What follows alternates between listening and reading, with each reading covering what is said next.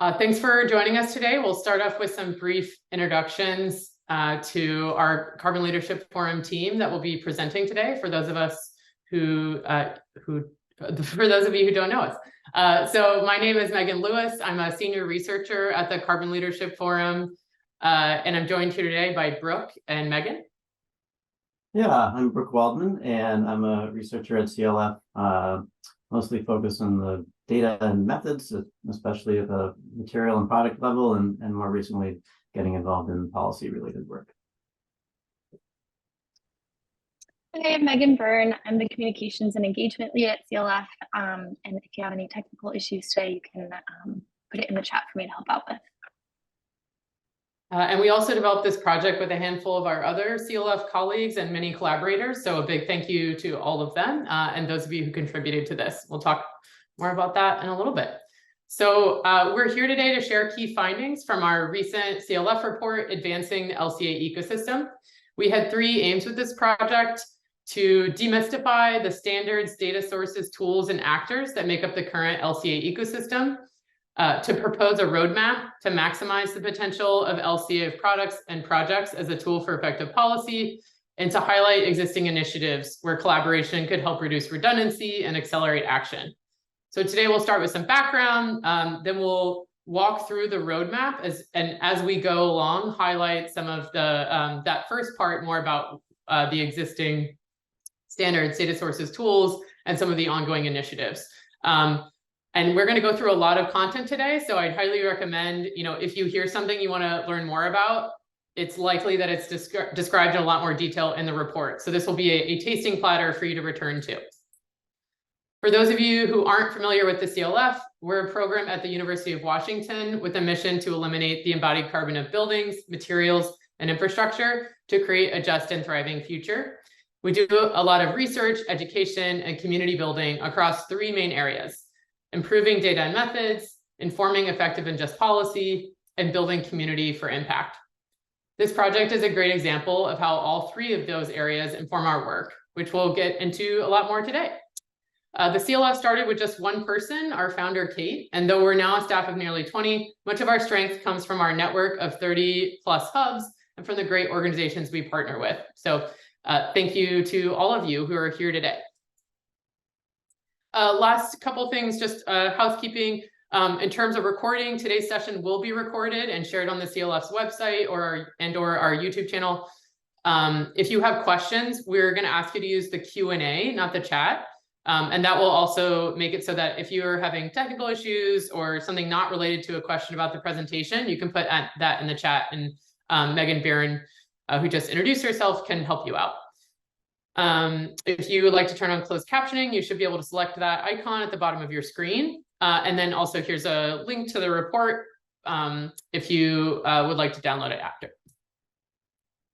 So with that, I'll get us started with some background.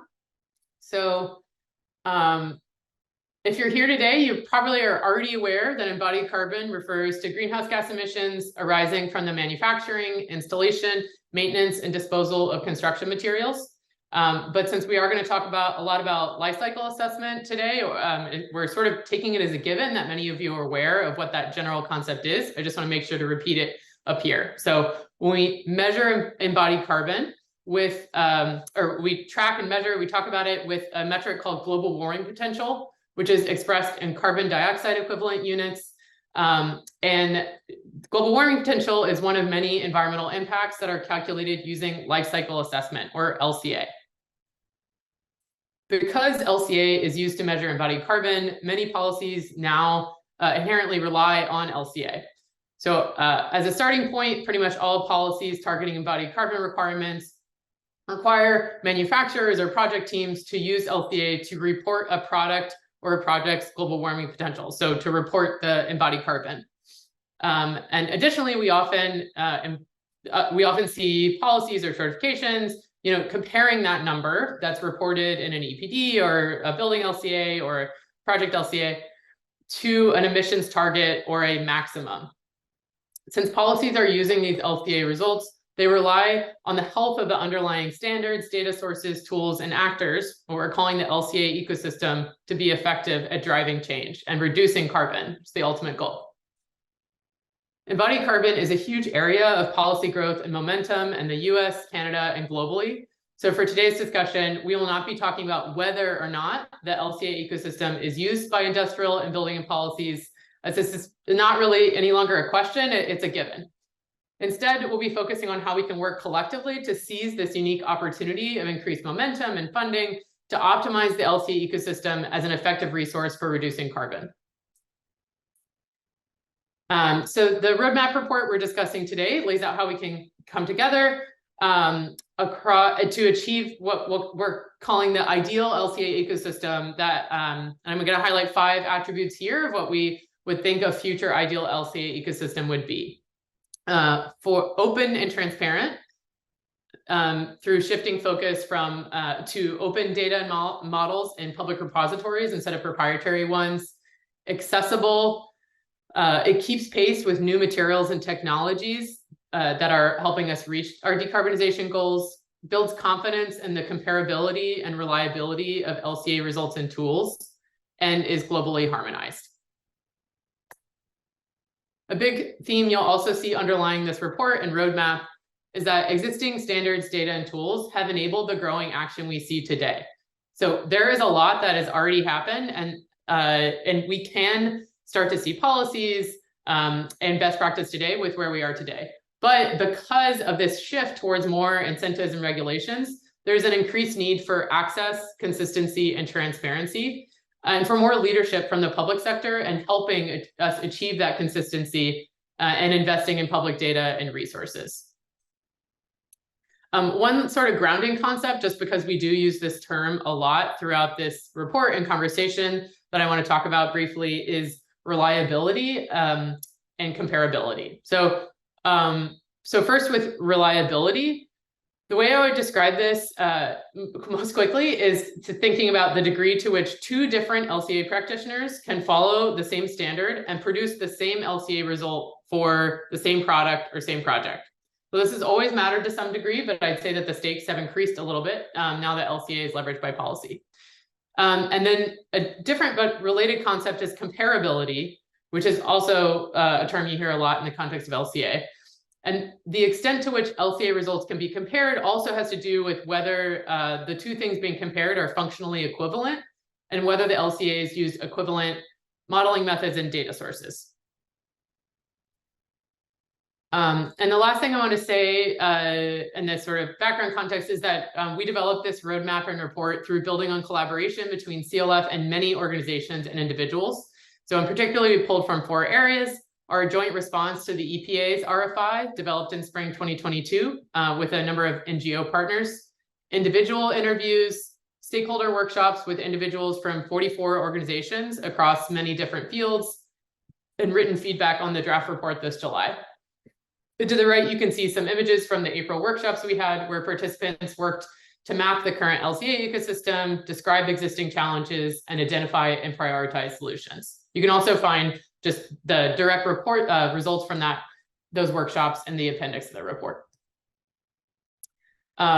Briefly on the report structure, the first section of the report summarizes the existing landscape. A reminder again that we're using the term LCA ecosystem to refer to these 4 building blocks: standards and guidelines, data sources, tools, and actors. And then in the second half of the report, where we'll spend a lot of time today, we lay out a roadmap for advancing LCA to address the challenges with the current LCA ecosystem that we identified through the workshops, literature, and interviews that I mentioned a moment ago. Before we dive into that roadmap, I want to highlight that the solutions we will talk through today are laid out sequentially. But the process is iterative, and many of these are already underway, and we don't want to underplay the importance of ongoing initiatives. For example, preliminary reporting databases and benchmarks for buildings already exist. But to get to the next, more robust version of these databases and benchmarks that can better support policy requires stronger standards, more transparent data, increased practice of Project LCA, and accessible tools that support streamlined reporting into newer iterations of these benchmarks to create newer iteration of these databases to create newer iterations of these benchmarks.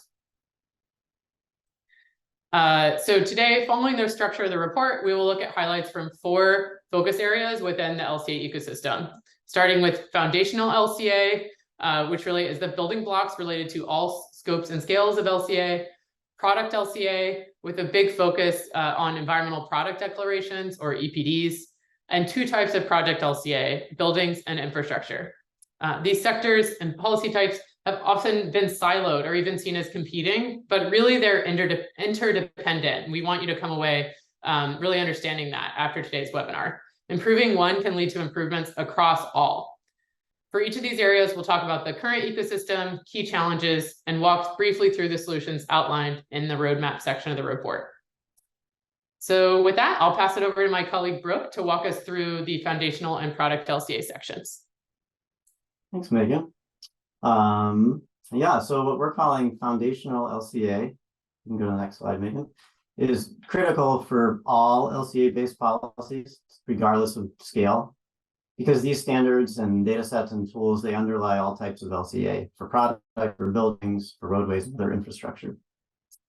And that's partially because LCA data and models are nested. So there's LCA models for all sorts of industrial processes like electricity generation and rail transport.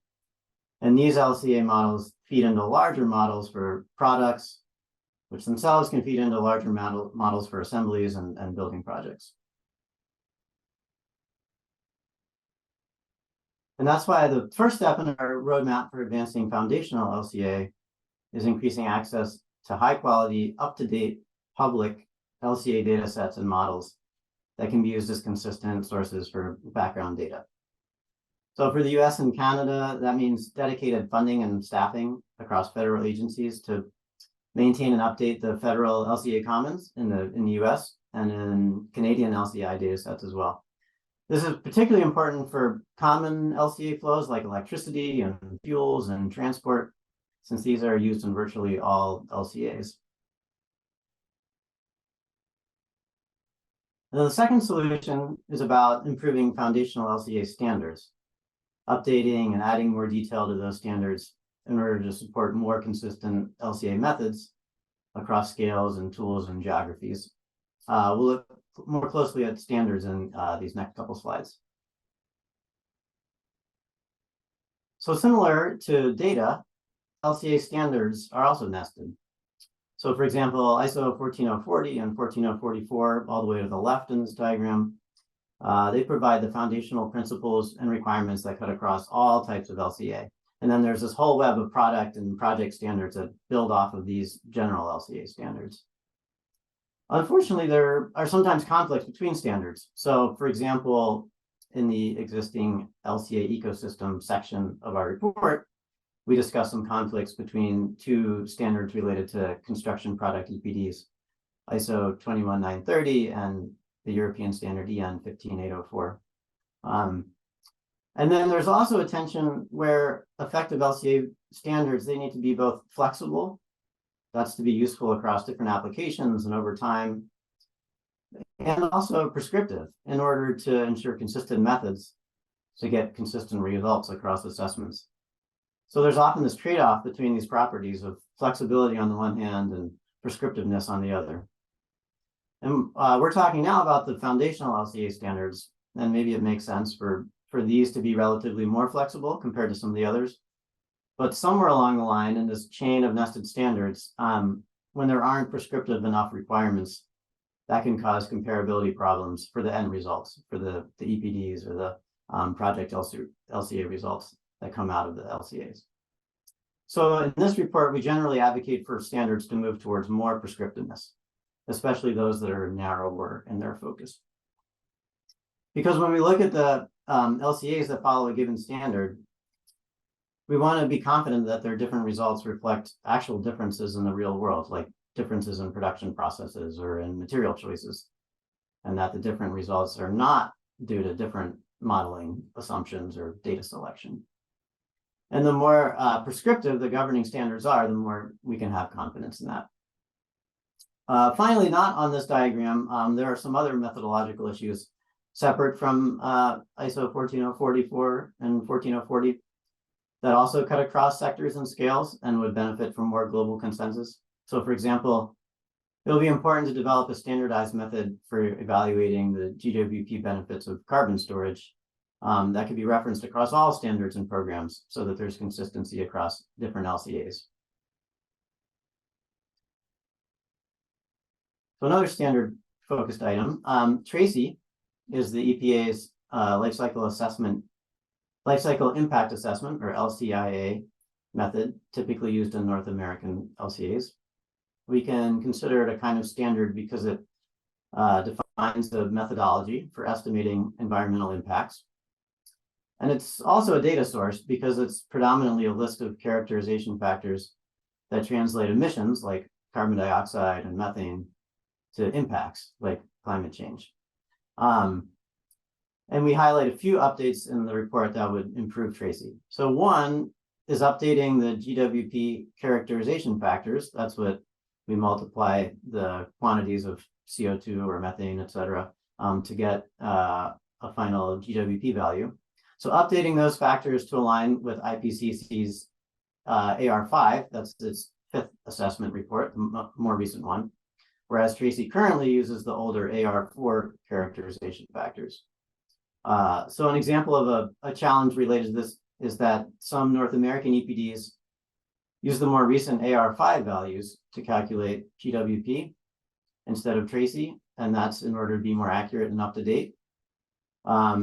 But that accuracy has a trade-off because that opens the door for comparability problems between one EPD and another, and also compatibility problems when we want to use EPD results as data sources for other EPDs or for whole building or roadway LCA. So that's characterization factors. Another improvement would be for TRACY to differentiate between different types or subsets of global warming potential. So that would be similar to how it's done currently in European standards that differentiate between global warming potential for fossil-related emissions, biogenic carbon-related emissions, and land use change, rather than one single GWP number, which is currently the status quo in North America and in TRACY. So back to our roadmap steps. Third, there's this growing need for LCA practitioners who can actually do the LCA work to fill gaps in background data and create EPDs, and also to review and verify LCAs. So providing more LCA training and credential opportunities could help expand the number of practitioners available for this growing need. And also credential programs like those run by ACLCA, the American Center for Life Cycle Assessment, can provide continuing education and events and hopefully help increase practitioner consistency. Fourth, returning to the importance of robust background data, we have filling the current gaps in available background data would increase the accuracy of LCA results. So that especially includes filling data gaps on processes that are typically upstream of product manufacturing and building construction, like data for energy and raw materials and production technologies, especially alternative materials or production technologies that have not received much research yet, and there are gaps in terms of LCI data available. And it also includes strengthening data for downstream processes. So what happens after the product is made or the building is built during the use phase and at end of life.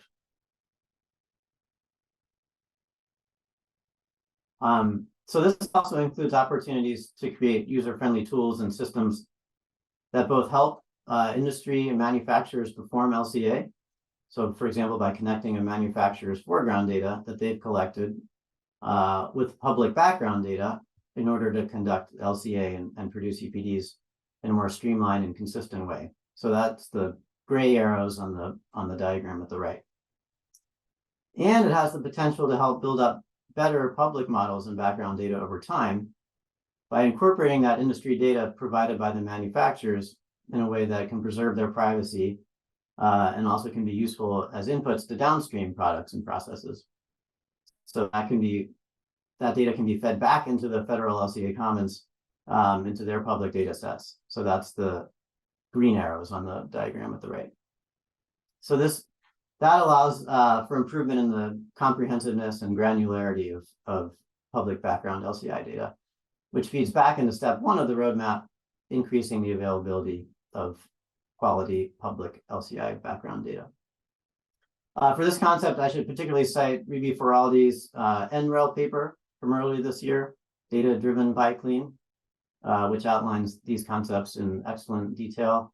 The image on the left is directly from that paper, and the image on the right is my attempt at a simplified diagram of some of the concepts from that paper and from other presentations she's given. Fifth in our roadmap is improving the interoperability between data sets and tools.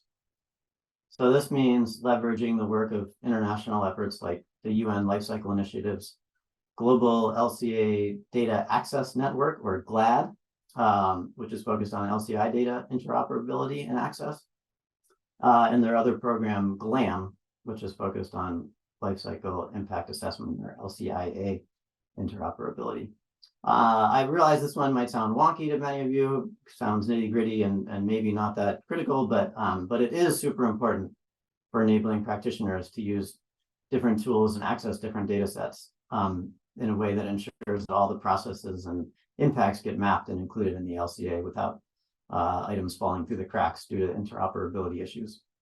Because a data set might be super high quality based on some set of internal standards, but it may not be very usable if it isn't compatible with other tools and data sets. And sixth, last, we need additional research and consensus building to explore opportunities to use LCA to address priorities beyond carbon. As many of you are likely aware, LCA covers more than just global warming potential. So other indicators like smog and eutrophication, these affect local human health and ecosystem health, and they relate to other policy priorities beyond carbon, especially environmental justice. And similarly for supply chain transparency, our current focus here is on carbon, but there's certainly other social implications and potential benefits in improving supply chain transparency. So some key takeaways from the foundational LCA section. Federally supported public data sets and strong standards are key. That's kind of the main item. And the public sector has a big role to play there. And so funding federal agencies to support this work is really critical. And instead of the current situation where we have this patchwork of proprietary and public data sets, they can't always be used together. We envision an ecosystem of public data that is accessible and useful to any company or organization doing LCA, and that it supports reliable and consistent results across LCAs for all types of products and projects. Okay.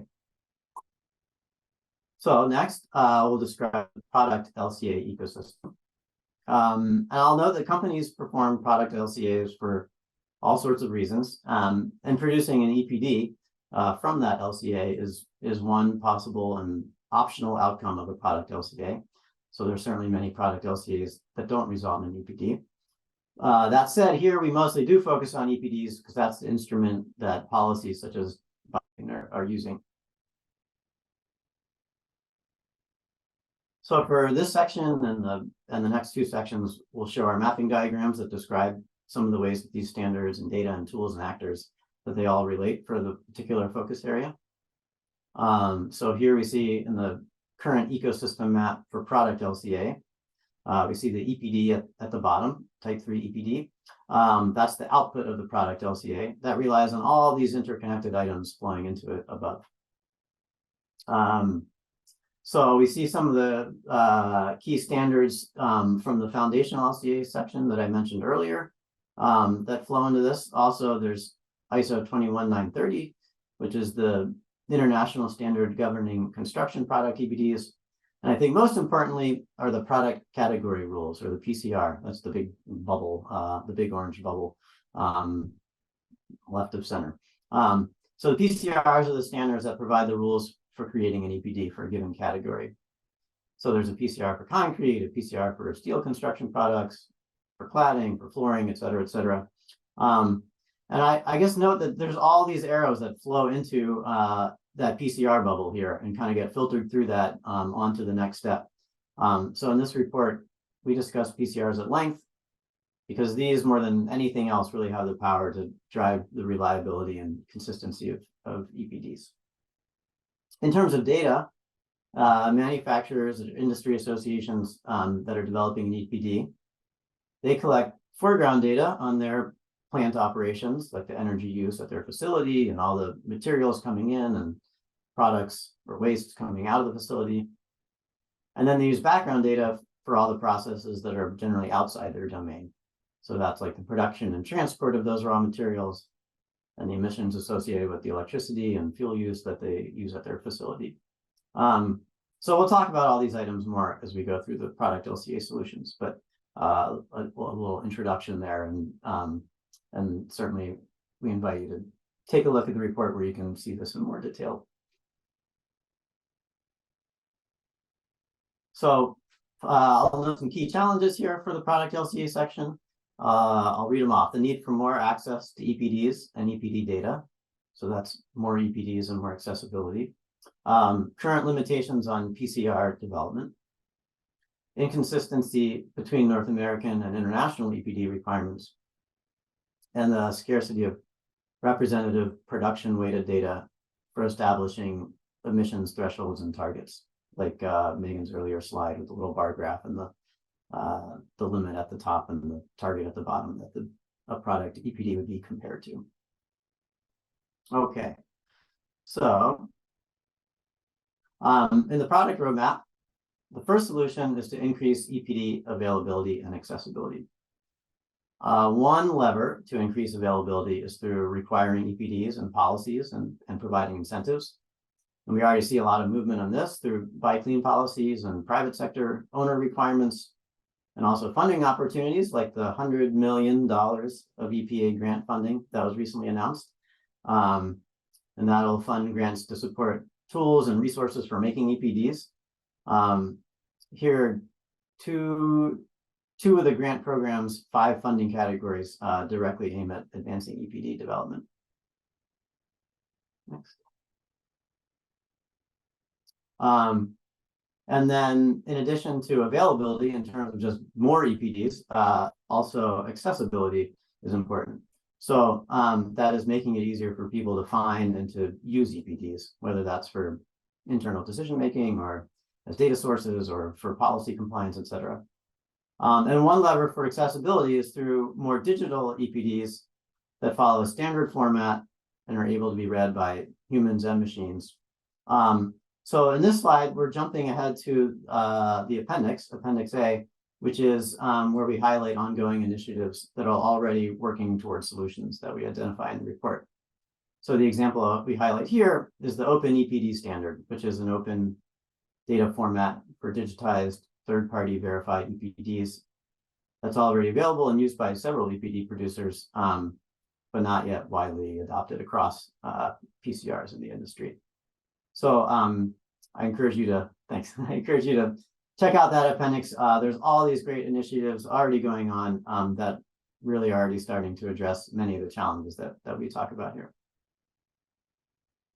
So the next 2 steps of the product LCA roadmap focus on PCRs. So again, since they set the rules for creating EPDs, PCRs are absolutely critical to addressing most of the challenges identified for EPDs, and therefore the main place to really focus on strategies and ensure reliable and comparable EPDs. So this includes a few aspects. One aspect is supporting the process, the PCR development process, like providing funding for PCR development, enabling more public and consensus-based process for the PCR committees that develop the PCR. And that sets the stage for the other PCR improvements in terms of content that we talk about in the following slides.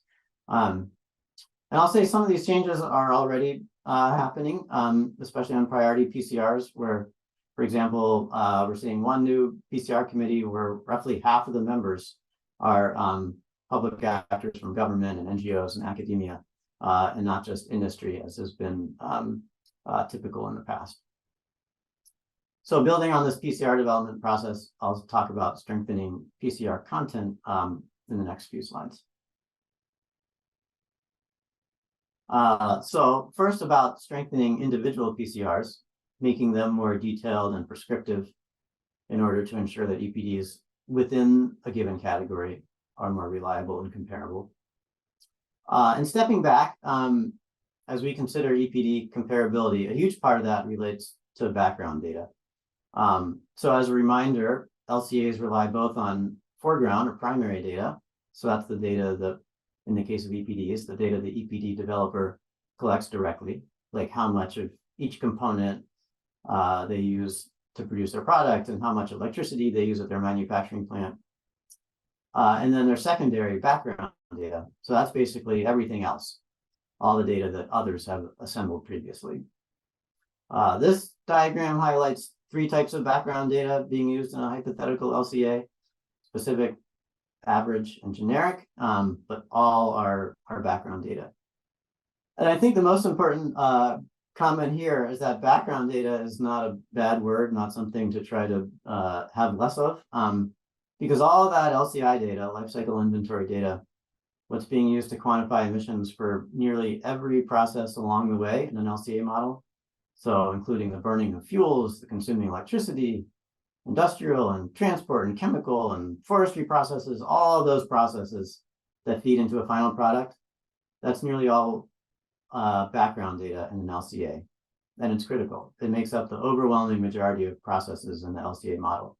So it's not that we want less background data, it's that we want quality and consistency. So that means specific background data where feasible, like specific cement data going into a concrete EPD, and also consistency. So where there is average or generic data being used, that it's equivalent across EPDs within a given PCR.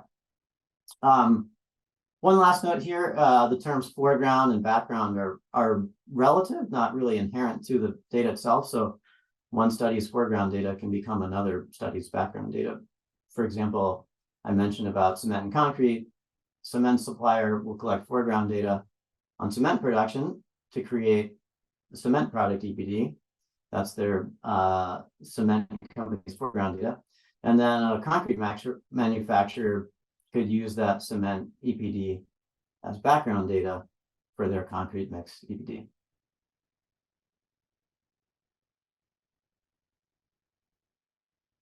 So here is a non-exhaustive list of many ways that we can improve individual PCRs for better EPD reliability and comparability, including the 2 bolded items here that relate to background data, what I was just discussing.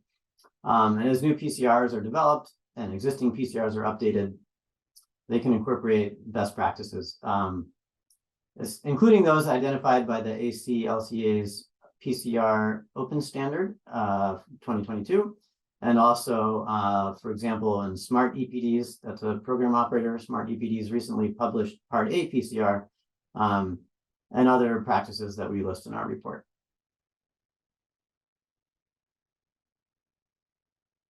So the final aspect we'll talk about PCR improvement is about harmonizing across PCRs. So the previous few were more about improving comparability within a PCR. This is about across PCRs. And I'd say there's 2 kind of different axes when we think about harmonization. So one axis is about harmonizing across PCRs for different product categories.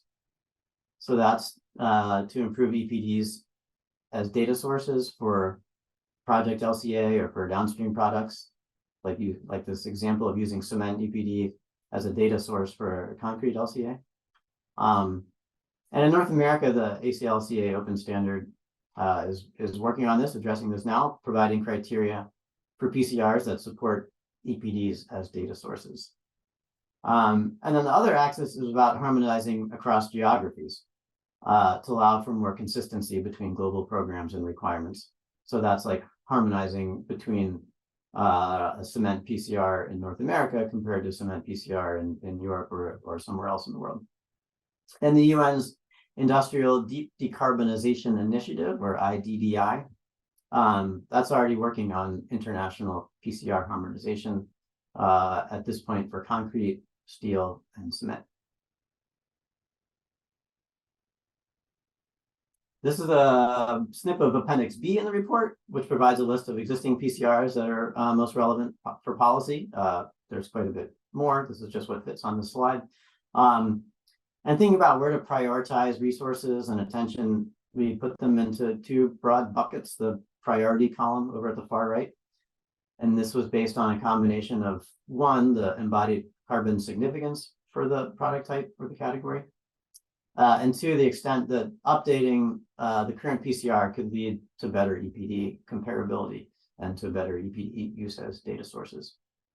They vary in terms of how recently they were updated, where they are in their update cycle. Historically, PCRs have a 5-year cycle. And so like the steel PCR, for example, is currently being updated. And in fact, since we published our report just in September and made this table, the concrete PCR has also begun an update process. I mentioned earlier that the recently announced EPA grants will support EPD development.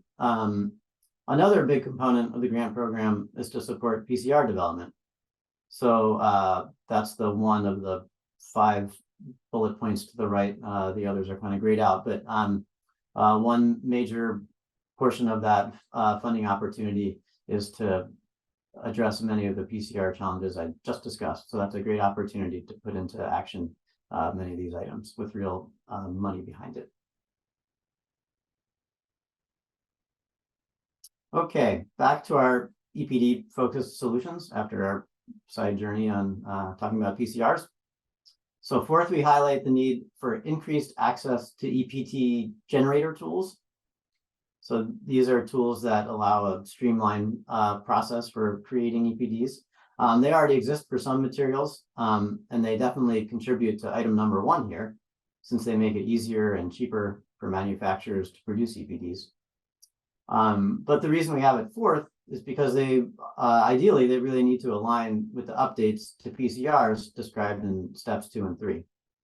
So the goal then is that EPD generator tools are A, publicly accessible, and B, particularly aligned with the PCR requirements for things like background data sources and scope and scenarios for downstream activities during use and end of life and allocation methods. There are all sorts of assumptions and modeling methods that can be built into the tool that align with those prescribed methods in the PCR.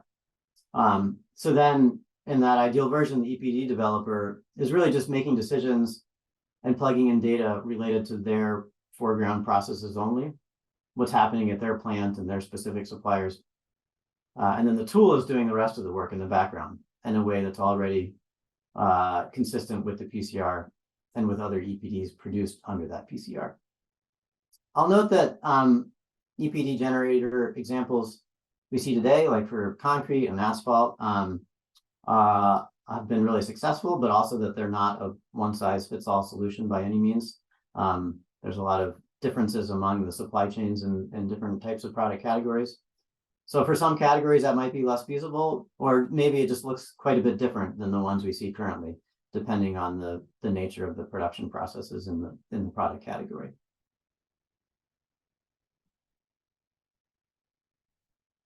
Last, but certainly not least, is increasing the availability of industry data for setting policy emissions thresholds.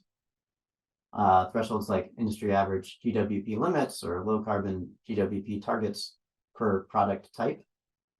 And access to more data on the range of product embodied carbon is really key to understanding how to set effective thresholds and policies, whether those are regulatory or incentive based. Industry average EPDs are potentially a great source of data on this. Right now, they vary in their representativeness and in their transparency, but certainly, again, have a lot of potential as a great source of data for the range of product emissions for a given product type. And we can use that range to help set appropriate emission standards and policy, particularly when combined with the improvements to PCRs laid out in steps 2 and 3, and the increase in EPD availability laid out in steps 1 and 4.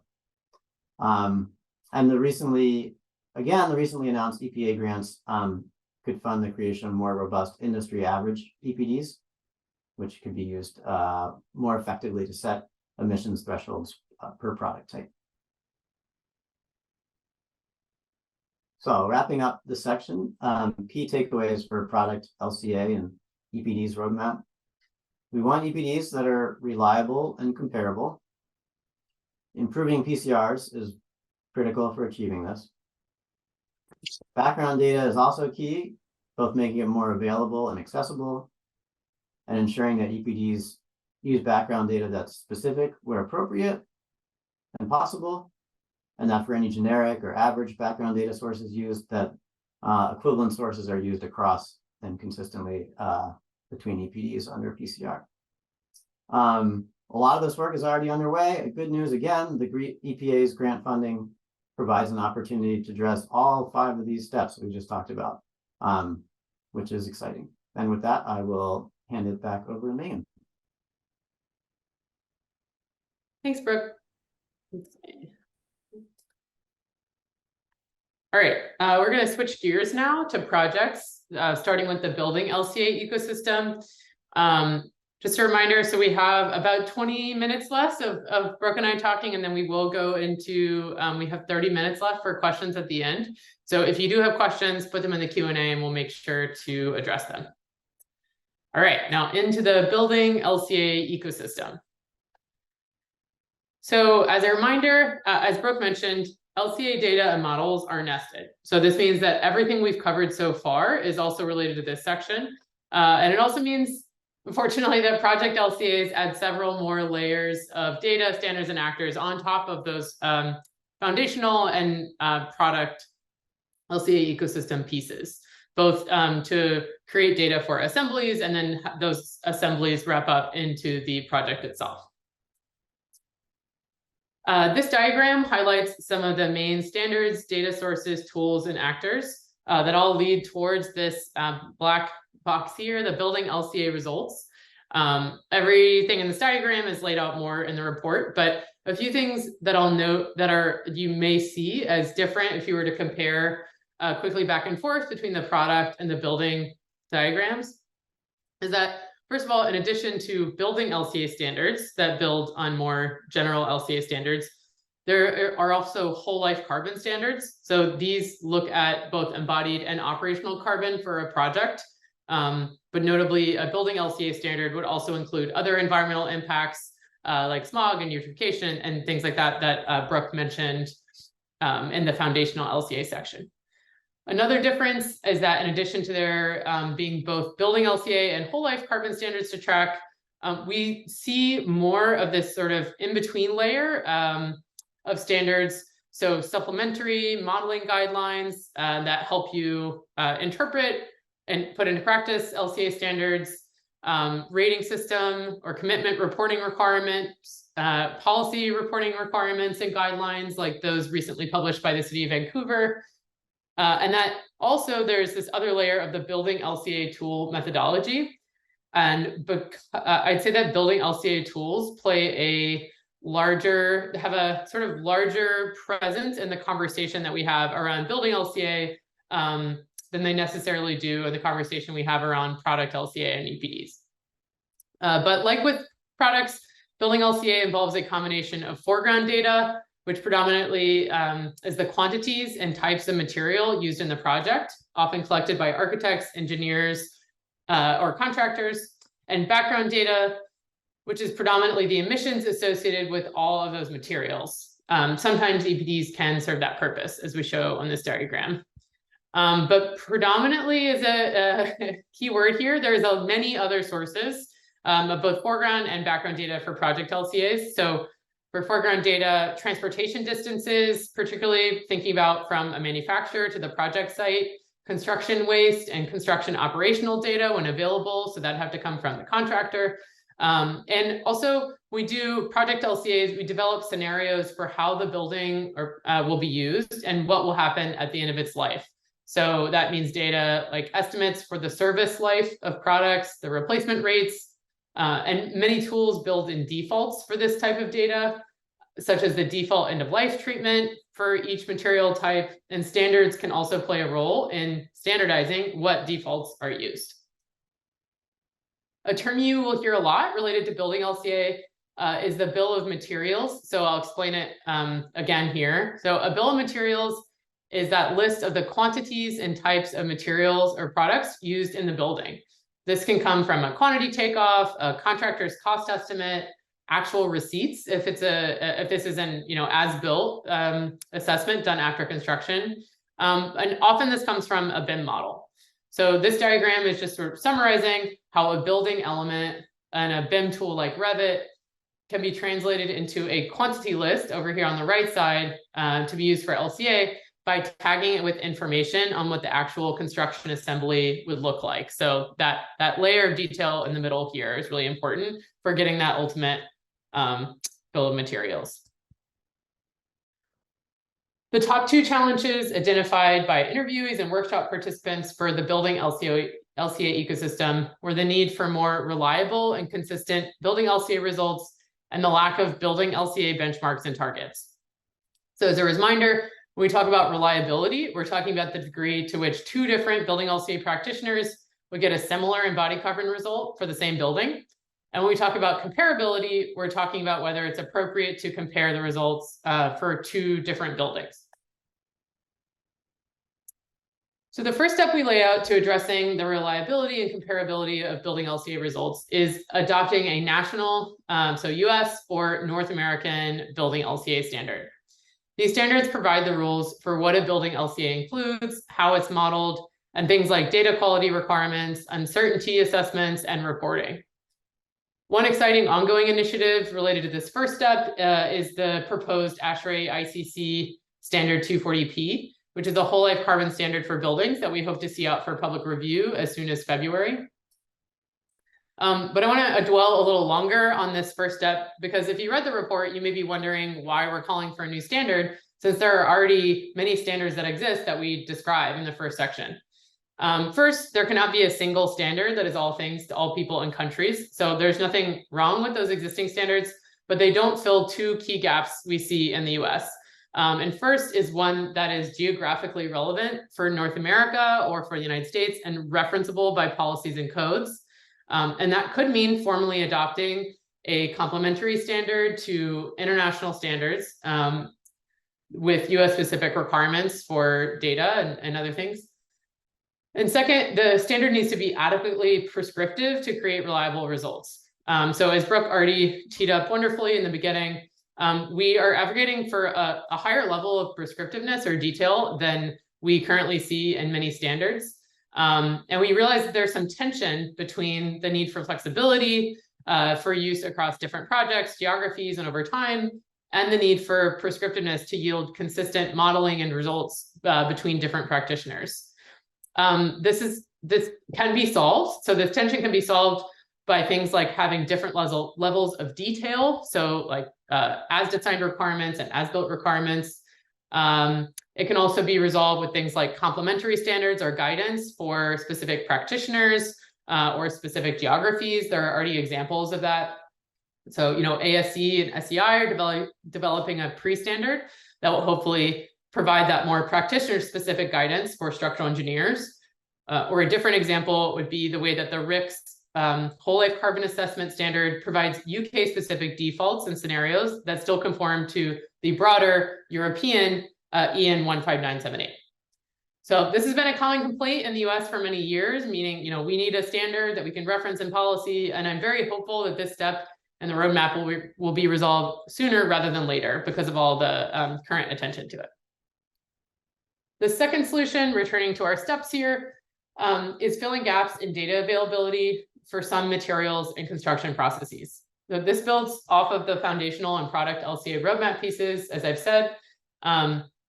And I'll also add that there's a reminder as to why the public piece of this is important to enable different tools to rely on the same data, even if it means users have multiple data set choices. And some of the most important gaps we see are around emerging materials and technologies, and for processes where foreground data is not yet collected consistently, like with on-site construction impacts. So for background data to fill gaps, for materials and technologies that are being created literally to help with decarbonization, for there to be background data so that then someone can use a building LCA tool to measure what that potential impact could be. That means that there needs to be funding and research on primary LCAs being done for new materials. And in other cases, for foreground data, that may more just mean training for a contractor to help them to efficiently collect this data on site. The third solution is about tools. I want to be clear, there are a number of amazing building LCA tools that already exist and a world of complementary early design calculators and other resources. But once the first two steps, so in terms of creating a US or North American building LCA standard and expanding public background data, it will require updates on the part of existing tools to be able to leverage those for reliable results when practitioners use them. 4 here, increasing building LCA use, accessibility, and trust. We suggest this could be possible through more requirements in private and public sector policies to perform building LCAs, through training opportunities like the micro-credential program at British Columbia's Institute of Technology and other continuing education for practitioners, and through introducing verification processes for building LCA when used for policy.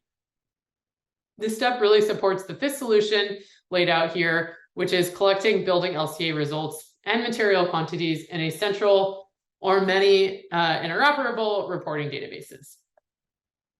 This is another one where there's a lot going on in this area. And so make sure to check out the list of ongoing initiatives on this in the appendix of the report. And I don't want to simplify how big of a task this could be. So agreement on how to collect data, what data should be collected, does take some work in terms of harmonization, but we're really optimistic about a lot of these ongoing efforts. The last two steps here are really meaty for the actual policies themselves that leverage building LCA. So the first is using the data collected in reporting databases to establish a building benchmarking classification system and to calculate national or regional baselines for each of those classifications. And I'll come back to that more in a minute. And the last, which truly does require, I promise, the first 6 steps to happen, is to identify prescriptive building embodied carbon reduction strategies as a complement to setting embodied carbon targets. So to be able to have policy pathways that aren't just be below this building embodied carbon intensity, but to also have other pathways that could help with broader adoption of embodied carbon reduction strategies.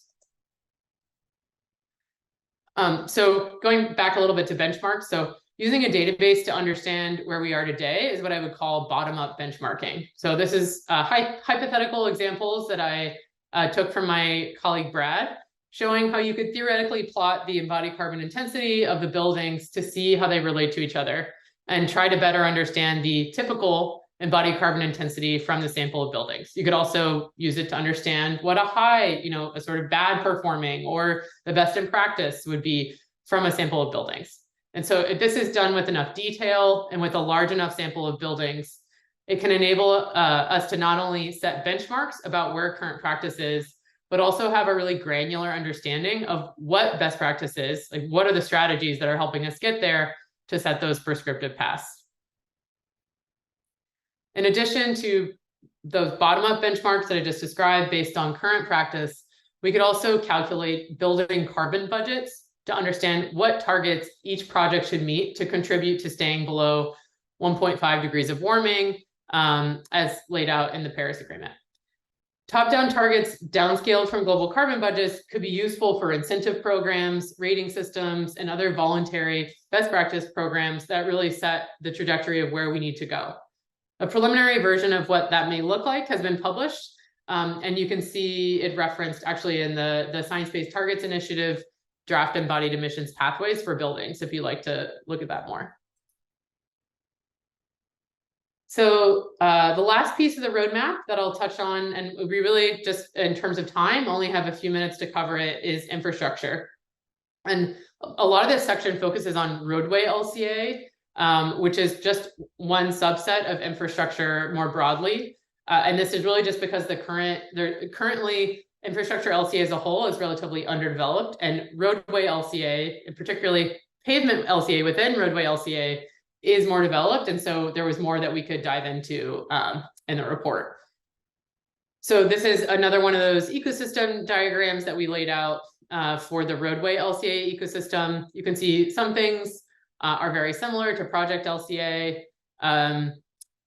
Their infrastructure, a very small limited number of infrastructure standards referencing the broader, foundational LCA standards. There are some guidelines documents like the ones published by the Federal Highway Administration in the US. And there are a small number of roadway LCA tools. As I mentioned, they're mostly for pavement at this time. While many of the solutions that we lay out in the roadmap are very similar between infrastructure and building LCA, which is part of why I won't spend as much time diving in during this webinar, I do want to highlight that infrastructure LCA faces very different challenges because it's a completely different sector and set of actors. So a couple identified in the report are the low level of adoption, i.e. there just really aren't that many roadway or other infrastructure LCAs being done as compared to buildings. And there are also limitations on voluntary assessment. So a lot of roadways and other infrastructure are owned by the public sector. And so they don't have the ability to just sort of, spend taxpayer money doing some voluntary experimentation with infrastructure LCA. This has therefore been primarily led by academics as compared to the building sector, where architects, engineers, and large companies have played more of a leadership role, partially related to certifications like LEED and the zero carbon certification, others that encourage project teams to do building LCAs. So this is covered in the Envision standard, but just in terms of the sheer number being done, we just don't see as many being done for infrastructure. And third, there are not as many tools available beyond pavement, and pavements are just a subset of roadways, which is a subset of infrastructure, as I mentioned. So due to these unique challenges, you'll see that solutions 1 and 4 in the infrastructure LCA section are different, as are many of the details of actually implementing these steps for infrastructure, even if at a first glance, they're very similar.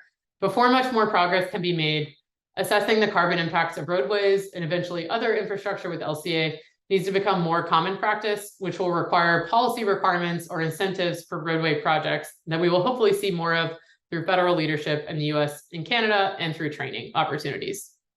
Additionally, as is highlighted in solution 4 here, there will be limitations on what is possible with current tools until more complex drafting or modeling software is standard in infrastructure design, as this is a critical tool in helping automate the processes that are already commonly automated by practitioners who use Revit in the building LCA space. So going back to that diagram I showed earlier of how do you get from a simple element that represents a wall to that long list of bill of materials, their tools are farther along in the building space that help automate that for practitioners. Some closing thoughts to try to wrap up, to pull the last hour together here with some of the findings from across the report. So starting with standards and data, on the standards side, there are international consensus-based standards published by third-party standards organizations for all types of LCA. But they vary in how prescriptive they are, and they are not globally harmonized. Product category rules are the most critical standards for guiding the consistent implementation and comparison of EPDs. And for building and roadway LCA, US or North American standards that can be referenced by policy and provide enough detailed guidance are still in need. On the data side, federal support in creating transparent, open lifecycle inventory data sources that can be prescribed by standards will be a critical step to reliability and therefore more effective policy. Specificity is key for major contributors to a product or project's overall embodied carbon, but generic background data can be high quality, particularly if it is more granular in terms of being more technologically or regionally specific. And last, templates via tools or training resources for collecting foreground data for both products and projects will support consistency and comparability and make it faster and cheaper for teams to do. On the tool side, existing tools already support the measurement of products and buildings and pavements. There is no one right tool. It just depends on what the need is.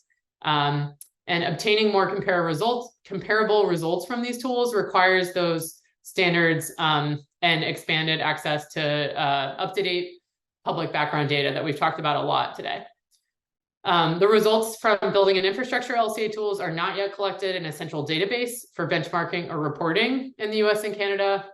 And some tools we would like to see more of are EPD generators for products outside of concrete and asphalt, and tools for manufacturers to report data confidentially to help support that public industry data we've talked about.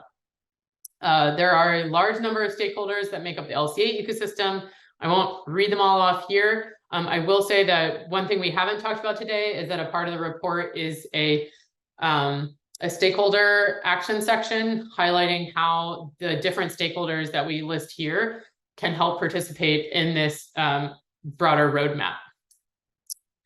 And the last few items on the roadmap piece is that we've talked a lot about improvement areas to support more effective decarbonization and policy, but the LCA ecosystem today is already strong enough to support initial policy as it is right now. Every challenge identified can be solved if we collectively focus on addressing solutions, which is why we've tried to make them easier to find and identify in this roadmap. And last, that there is a really critical role for public sector involvement as we transition from siloed voluntary efforts to more widespread action and policy or code requirements targeting decarbonization. And with that, we're about to switch over to questions. So thank you so much for sticking with us today. I'm sure some of you may have to jump off at the top